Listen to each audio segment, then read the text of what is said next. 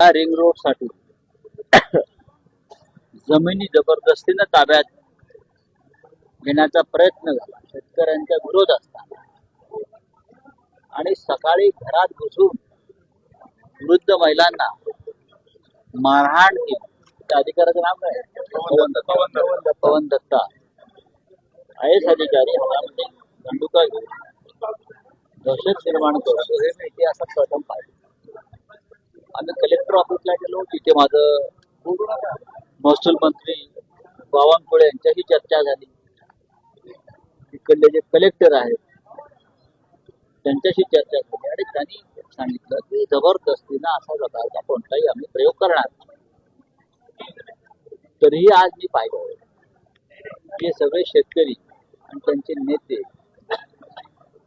हे उपोषणाला अजून बसले आहेत. आमरण उपोषण, साखळी उपोषण का चाललेलं आहे? एका बाजूला तुम्ही शेतकऱ्यांचे गैरवारी म्हणताय, त्या 50,000 कर्जमाफी केली दातावर फेकून देताय आणि शेतकऱ्यांच्या जमिनी काढून घेताय.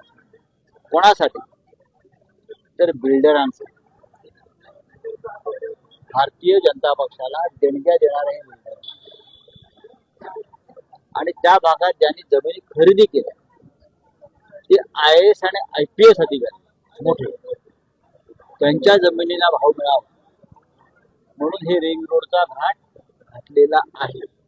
माझ्याकडे संपूर्ण यादी 7-12 सह किंवा त्यांच्या कागदपत्रांची. आता जर मी नावं वाचली तर मोठे भूकंप होते.